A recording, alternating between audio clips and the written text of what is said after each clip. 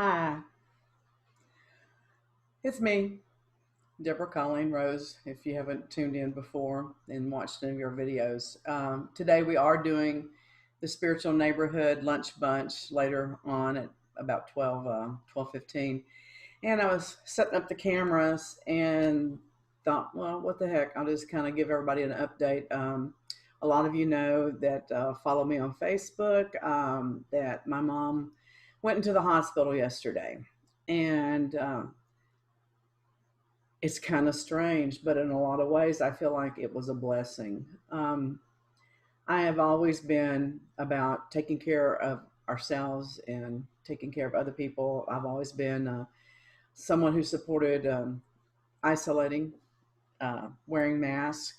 You know, my thing is that so what? If it's a conspiracy, I'm still gonna do what I can to ensure the safety and health of others.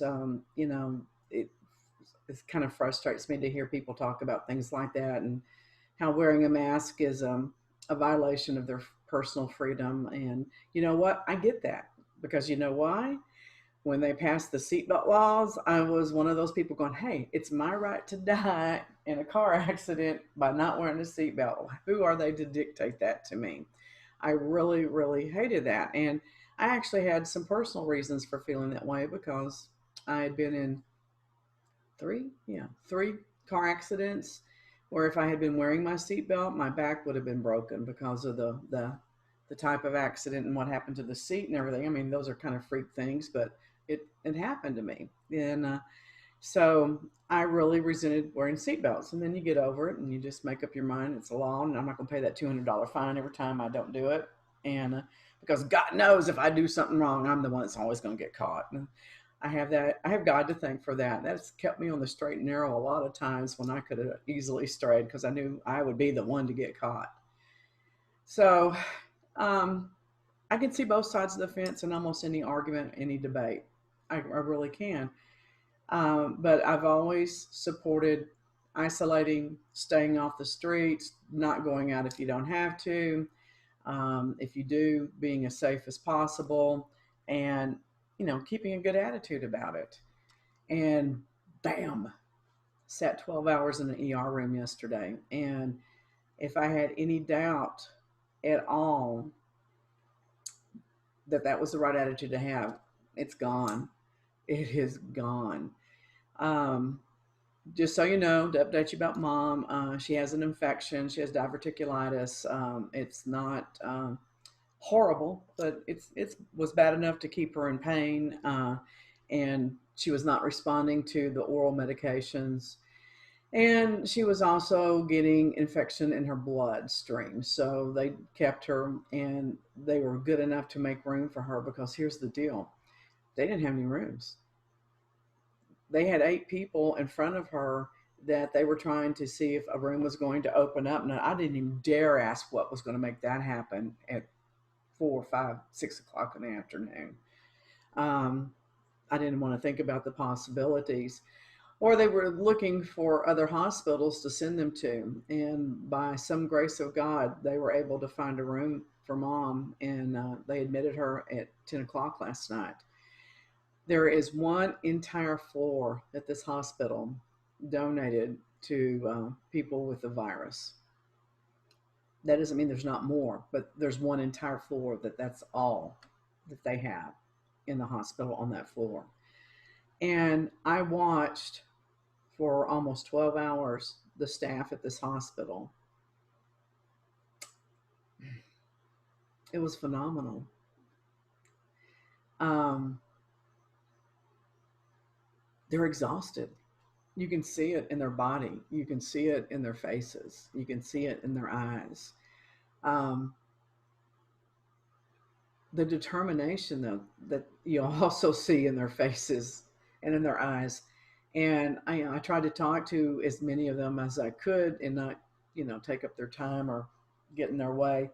And what was incredible to me is that in one day, in a small space, I heard more mention of God than I have probably in a month of Sundays in church. I mean, everyone had a blessing, a thankfulness, a graciousness that they were offering up to God. And one guy really touched me. He says, "You know, when I started college, I had no idea I was going to be a nurse. That was not even on my list." And he goes through a bunch of little circumstances. Here I am. And it's by the direction and hand of God that I am here, and this is where I'm supposed to be.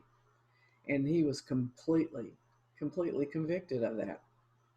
And I heard stories like that over and over, and that they were there because they felt like it was their purpose and that God had directed them there. And these people, I saw extreme compassion and kindnesses. Um, there was a gentleman that got dropped off. I don't know if the police or the sheriff's deputies dropped him off, but he had just gotten out of jail, just walked out of the jail. He had his little jail bag. It's a little Ziploc baggie, and it had all his personal items in it and some prescription meds that he needed, and treated with the utmost of care, the utmost of compassion. They have a case manager there. Um, God, I wish I could remember her name. I think it was Caitlin or Catherine. I don't remember. Oh my gosh, what an incredible woman she is. She took such good care of him and was so kind to him and so respectful. And the thing that got to me the most, though, is that, you have to be masked. Everybody does. And they were keeping social distancing in the waiting room. And a few people would come in there, and you could tell that they weren't thinking straight, or, not thinking at all for whatever reason. And if they would get too close to people, somebody would come out and go, "You have to go sit here." It was said in a low voice. It was said firmly, but kindly. And it was said in such a way that no one ever argued. They just would get up and move, you know, and that they were staying on top of that as much as they could, considering how busy they were. And a lot of sick people there with all kinds of things. There were broken bones. One guy had a concussion, lots of other things going on. And everybody was going out of their way to not, cater to other people's needs, but to at least acknowledge them and have some compassion and empathy. And I didn't hear any harsh words. People were offering out conversations to help reassure other people, because it was a long wait for a lot of people. Um, so here's the bottom line for me. Don't you dare ever come up to me while this is going on and say, "I don't want to wear a mask. I shouldn't have to wear a mask." I will probably lose my shit if you do. Seriously. Um, I mean, when you see what this is doing to people on the negative side, I mean, these people are like the walking dead. But they're doing the best they can. They're so tired. And they have such a giving and hopeful demeanor about them. I mean, just being there 12 hours yesterday, I am exhausted today. You can see it in my face. And I'm worried, you know. I can't be with my mom. I can go up there, thank goodness.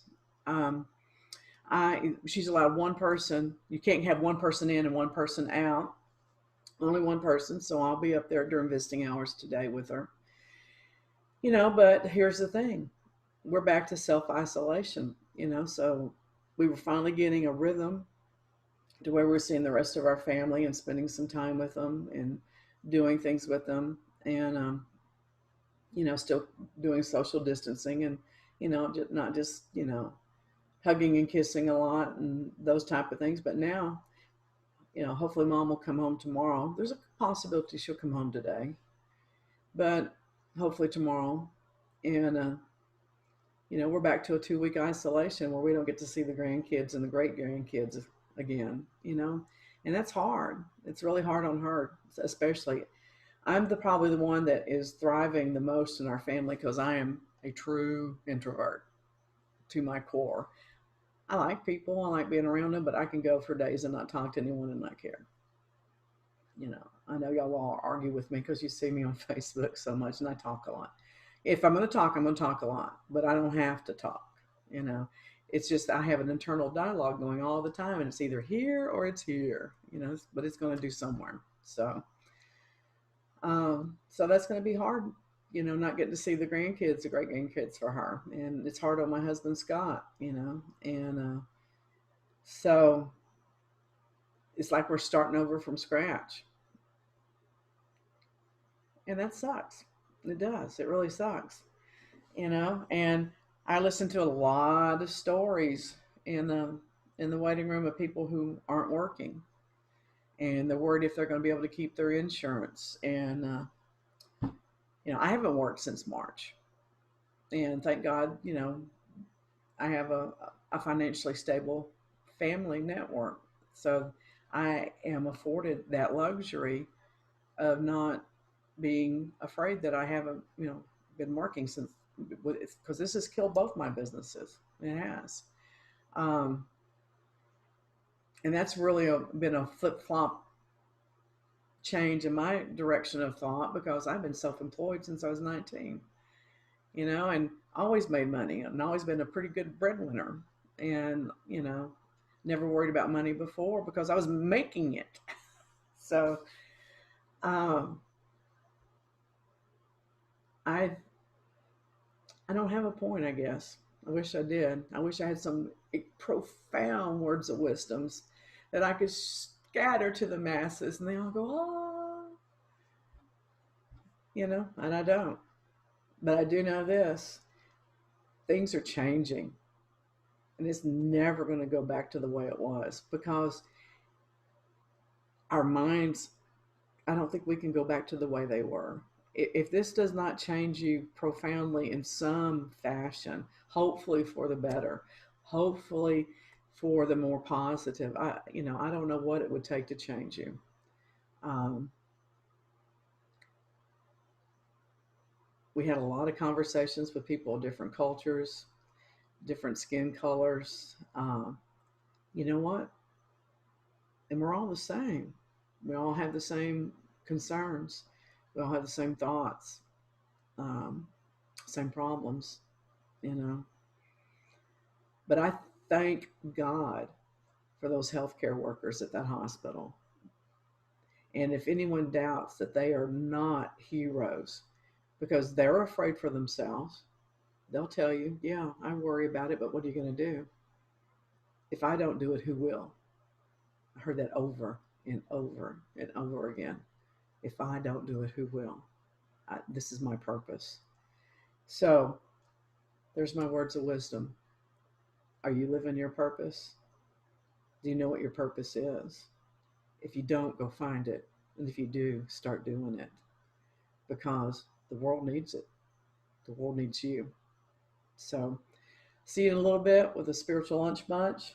And I hope I gave y'all something to think about. See you in a bit.